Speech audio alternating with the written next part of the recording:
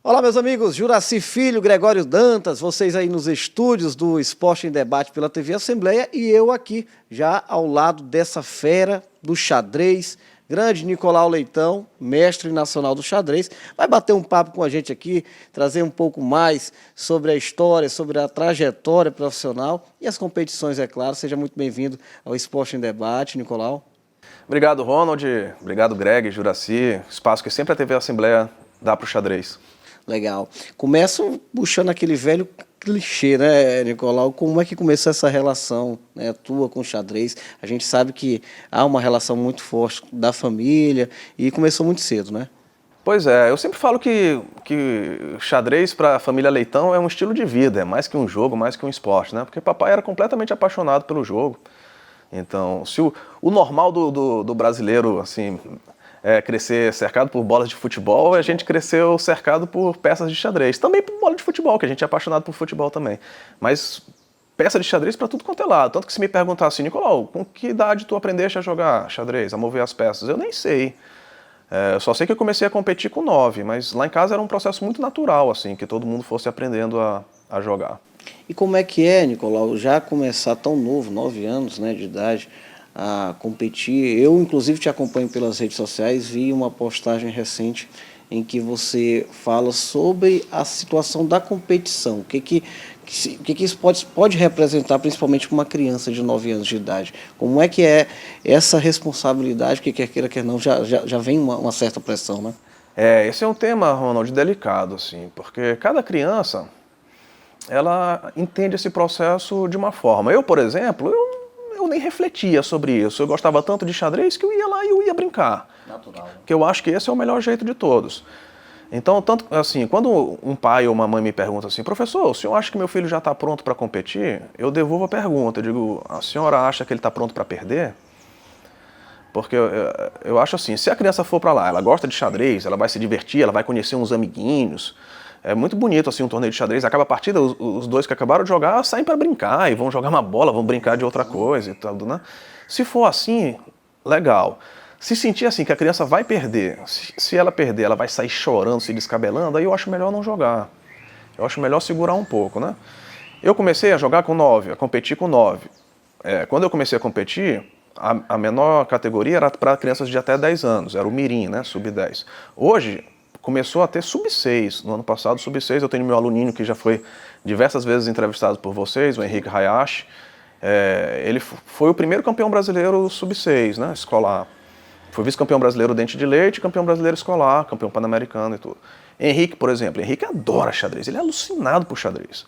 Se ele pudesse escolher, ele jogaria xadrez o dia inteiro, todos os dias. Então, beleza. Quando ele perde, ele também não sai desesperado. Você pergunta assim, Henrique, que campeonato foi esse que você jogou? Não sei, um campeonato aí em Florianópolis, que depois a gente foi ver as tartarugas. Tá curtindo. Ele tá jogando xadrez. Então, se for assim, eu acho legal. Se a criança for sentir muito, aí eu já não acho legal. E, mais uma vez, a postura dos pais tem que ser uma postura de acolhimento, né? Porque a gente vê muito pai cobrando excessivamente, às vezes projetando até no filho algo que não conseguiu, né? O pai quis ser um campeão de algum esporte, ou do próprio xadrez, não conseguiu e quer forçar que o filho seja, né? Eu posso até contar uma experiência particular, por exemplo, meu filho mais velho. Eu tenho 2 filhos, um de 14 anos e um de 4 anos. Meu filho mais velho, Luiz Gustavo, eu, obviamente, ensinei ele desde novinho. Ele, com 2 anos, ele já sabia colocar as peças na posição inicial, com 4 anos já sabia jogar. Eu fazia os exercícios com ele fazia tudo. Eu disse, cara, esse moleque é bom, esse moleque vai ser campeão brasileiro. Eu fiquei com isso na cabeça, né? E depois que ele foi crescendo, ele não quis mais competir no xadrez. Ele não joga xadrez. Ele agora está tocando guitarra, ele já fez teatro. Eu não fico perturbando a vida do meu filho. Agora o mais novo está jogando. Perguntar assim, Nicolau, tu queres que ele jogue? Quero, não vou mentir, mas ele só vai jogar se ele quiser. Nada com pressão, né? É legal, Nicolau. E no teu caso, especificamente, foi um processo natural, né? Participar dessas competições. Foi, para mim foi muito natural. Muito natural. Eu nunca, assim, eu não... Nesse início, eu não tinha esse tipo de reflexão, assim, mais racional. Eu gostava muito de xadrez. Agora, eu sou muito sincero, né? Eu não fico escondendo as coisas, até pelo fato de eu ser professor de xadrez e querer ter aluno, querer que as pessoas aprendam a jogar xadrez, eu não fico escondendo as coisas que aconteceram comigo. Porque se tu me perguntares assim, então, Nicolau, tu estás me dizendo que tua carreira inteira foi muito tranquila? Não, de jeito nenhum. Quando chegou o processo de mais maturidade, ali na pré-adolescência, de ser algo mais intencional, um treino mais planejado por mim mesmo, eu comecei a enxergar um monte de fantasma. Não vou mentir, eu tinha muito medo de perder, eu tinha ansiedade, eu tinha vergonha de fazer um lance muito feio perto de um mestre. Eu experimentei tudo isso. E foi um trabalho longo para eu relaxar com relação a isso. Isso foi 2 anos para cá, que eu tenho uma relação, eu ia dizer 100%, mas 100% é muito forte. 99% leve com xadrez, de jogar só porque eu jogo. Dificilmente eu teria um aluno que vai se tornar um enxadrista profissional. Por exemplo, hoje o Henrique Hayashi tem potencial? Tem. Não sei se ele é muito novinho, não sei como é que as coisas vão caminhar, mas ele tem potencial se ele quiser ser um enxadrista profissional. Ele é a exceção das exceções. Em geral, a criança joga xadrez porque gosta de xadrez e o pai o matricula porque sabe que o xadrez é uma ferramenta pedagógica poderosa. Então o que eu digo é o seguinte, para a nossa vida, essas experiências elas são muito ricas. Então, mais do que o jogo em si, essas experiências vão te fazer refletir para a tua vida como um todo, para a tua vida acadêmica, para a tua vida profissional, para o controle das tuas emoções. Então, eu sou um defensor da competição. Eu acho que a competição ela forma caráter, sim.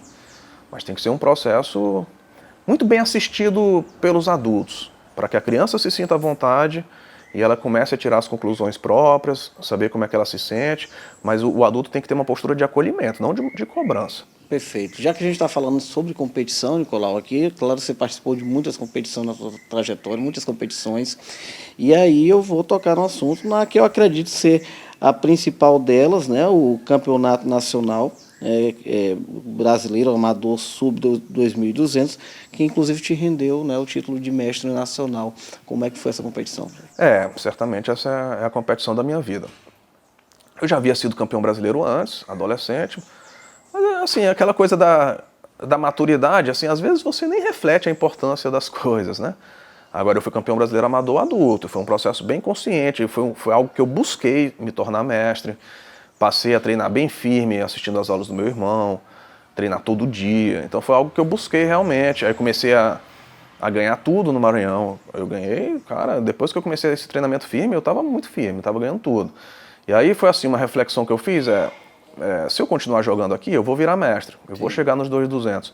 Mas será que eu tenho força de mestre mesmo ou eu estou ganhando porque eu estou jogando no Maranhão? Eu já conheço meus adversários, eu estou fazendo uma preparação específica, eu estou treinando mais do que eles. Ninguém aqui no Maranhão está treinando como eu. Será que é por isso? Se eu for jogar em São Paulo, no coração do xadrez brasileiro, no Esporte Clube Pinheiros, eu vou ter essa confirmação ou eu vou ter a negação disso? Então por isso que eu me senti desafiado, né? Certo. De novo, foi um processo tranquilo ou tu ficaste com medo? Fiquei com medo. Fiquei com medo de chegar lá e ter a negação, né? Ou seja, dizer assim, não, tu não tá em força de mestre coisa nenhuma, tu tá ganhando porque tá no Maranhão. Eu já estava quase virando mestre, ou seja, eu ia ter que ganhar muitas partidas lá para ir bem. Senão eu ia voltar a várias casas, podia ser meu tiro final ou um volte a várias casas. E aí quem me deu a palavra que foi assim, o clique, opa, agora eu vou. Foi meu irmão, porque eu relatei para ele isso tudo, e ele disse, tudo bem, você pode perder rating, né, que é a pontuação do ranking, mas você pode ser campeão. Na hora que ele falou isso, eu digo, opa, plim, porque eu tinha certeza absoluta que Rafael não falaria isso se ele não acreditasse que eu realmente podia ser campeão. Então essa foi a motivação para comprar a passagem. Foi o clique, eu digo, nessa hora eu peguei o cartão de crédito e comprei a passagem. E aí fiz preparação psicológica, fui. Perguntar assim, e lá o processo foi retilíneo? Fez preparação psicológica, teu irmão te incentivou, chegou lá confiante e todos aqueles fantasmas que te atormentavam foram embora? Não. Durante o torneio é uma gangorra também, mas enfim, eu fui conseguindo superar isso e no final deu certo. Tu falou sobre rating, né? Aí tem muito praticante de xadrez nos acompanhando, mas acredito também que tem pessoas que, né, não entendem muito como é que funciona esse ranking no xadrez. Essa competição ela é sub 2.200. Explica um pouquinho pra gente sobre esse detalhe. Tem algumas coisas, Ronald, do xadrez que elas são muito específicas, que elas causam dificuldade de entendimento assim mesmo. O rating é uma pontuação do ranking, né? Então, por exemplo, 2.200 é uma faixa de rating, um nível de pontuação em que os mestres eles estão fora. Ou seja, qual que é a lógica de um brasileiro como esse que eu ganhei? É dar a chance de um jogador como eu, que não treina em tempo integral, não está focado em ser um enxadrista profissional. Hoje eu vivo de xadrez, mas como professor, eu não sou um enxadrista profissional, eu sou um professor de xadrez. Naquela época eu ainda acumulava outras funções, então esse torneio está me dando a chance de ser campeão brasileiro, porque ele está tirando jogadores como meu irmão, por exemplo. Meu irmão está fora disso, né? Essa é a lógica do torneio, você limitar para os jogadores amadores, né? Como que é o cenário maranhense, Nicolau, em termos de calendário, quando se fala em xadrez, né? Nós temos um calendário suficiente, adequado, para motivar aqui a prática no estado? A gente tem vários ciclos nesse sentido, Ronald. A gente, por exemplo, em 81, acho que é 81, 82, a gente teve semifinal e final do Campeonato Brasileiro emendados aqui, né? No antigo Hotel 4 Rodas. O pessoal ficou um mês, assim, os melhores jogadores do Brasil ficaram aqui um mês em São Luís. Aí depois, assim, a gente tem períodos de efervescência e períodos de lacunas muito grandes, de não ter nem Campeonato Maranhense. O nosso cenário anterior à pandemia era muito interessante. Jogadores dos diversos municípios do estado estavam muito insatisfeitos com o fato de o xadrez estar concentrado só em São Luís, o que é uma verdade, o que era uma verdade. Então tá batendo o torneio valendo o rating, né, a pontuação para o ranking, todo mês aqui, o que é uma realidade que quase não tem em lugar nenhum do Brasil, tirando São Paulo, Santa Catarina, Paraná. Então estava muito firme. Aí veio a pandemia e a gente ficou um tempão sem ter nenhum torneio oficial. Voltou esse ano, então está voltando, né? Esse ano a gente teve campeonato de nível nacional em Coroatá, a gente teve campeonato maranhense num hotel aqui de São Luís muito legal, veio gente de fora, então está resgatando aquele movimento que estava bem firme anterior à pandemia. Nicolau, você é professor de xadrez hoje, né? Trabalha profissionalmente, né? Vive inclusive disso. Eu te pergunto uma coisa, você já passou, inclusive, foi concursado federal, é um colega da imprensa também, porque também é radialista. Quando foi que você resolveu mesmo, olha, eu vou fazer disso aqui a minha carreira profissional, vou trabalhar com isso? Abandonou, inclusive, é importante dizer que você saiu de um concurso público federal, né? Foi. Eu digo que é uma pequena loucura que eu cometi. Minha família pediu para eu não fazer isso, não faz isso. Quem é a mãe e o pai que quer que o filho, olha... Minha esposa também pediu, não faz isso. Mas assim, eu sou um cara nesse sentido romântico, assim, no sentido de fazer as coisas que eu acredito que eu preciso estar bem com o que eu faço. Não é que eu não gostasse não de trabalhar na TV, eu gostava, mas eu sempre alimentei esse sonho de... Mas eu vivia falando assim, se eu vivesse só de xadrez, eu podia trabalhar o dia inteiro, que eu era feliz. E eu falei da minha esposa, ela disse que palavra tem poder, isso está acontecendo agora, né? Sim. Eu estou dando aula de manhã, tarde e noite, todo dia, sábado até meio-dia. Mas é claro que não é assim, uma decisão fácil. À época eu era coordenador do xadrez nas escolas, né? Um projeto nas escolas públicas do Maranhão. Ou seja, eu tinha algumas bolas de segurança também. Eu ia pegar a indenização. Eu resolvi que eu precisava tentar, porque senão, quando eu estivesse no meu leito de morte, eu ia pensar, rapaz... Por que eu não tentei? Passei a vida inteira querendo viver só de xadrez e eu nunca tentei. Então eu digo, não, eu vou tentar. Tá dando certo. Nicolau, tu vai fazer isso a vida inteira? Não sei, pode ser que não. Eu sou um cara que eu gosto de mudanças. Sim. Eu gosto de mudanças. Eu agora estou estudando marketing digital. Não sei se eu não vou virar um estrategista digital. Pode ser. Eu não sei. A estratégia está na tua rotina. Eu gosto de viver de ciclos, assim. Eu já fiz várias coisas. Eu não gosto muito de ficar fazendo a mesma coisa, não. Entendi. E o público infantil, Nicolau? Você tem alguns livros? Fala pra gente também dessa questão literária. Sim.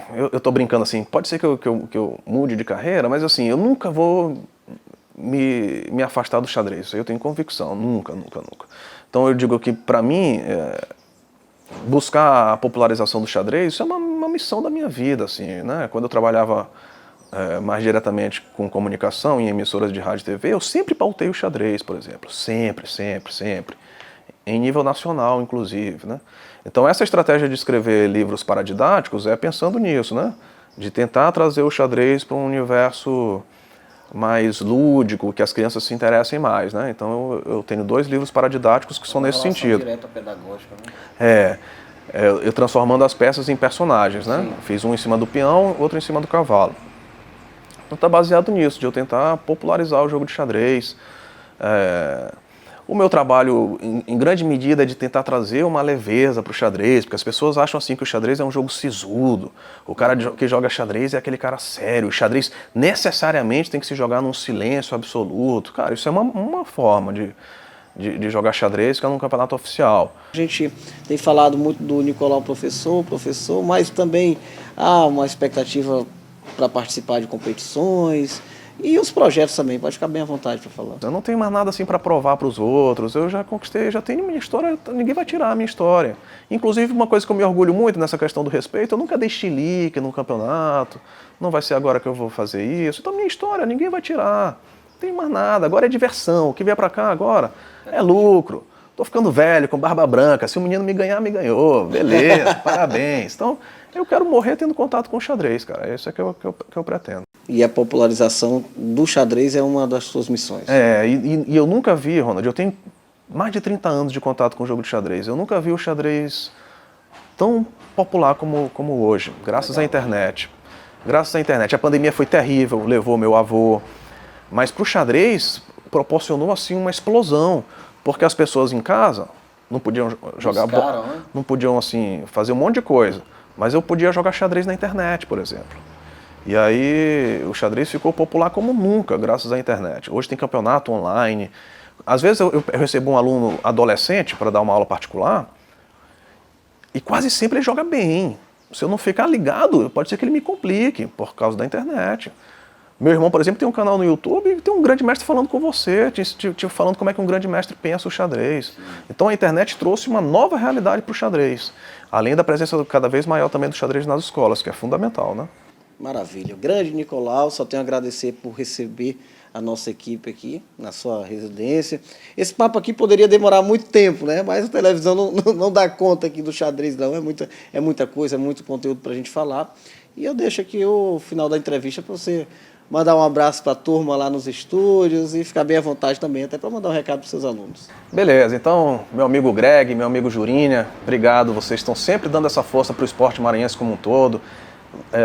De longa data com minha família, desde vovô Nicolau, eterno presidente do Maranhão Atlético Clube, meu irmão, desde criancinha, Jurinha acompanha, junto com o pai também, com o Juraci. Então, agradecer sempre o espaço que a imprensa dá para a gente, especificamente nesse caso para a TV Assembleia. E para os meus alunos, eu sempre digo isso. Lembra sempre que você joga xadrez porque você gosta de jogar xadrez. Então, eu digo assim, eu tenho consciência de que eu deveria ser um jogador de xadrez mais forte hoje. Mas os erros que eu cometi me fazem um professor melhor.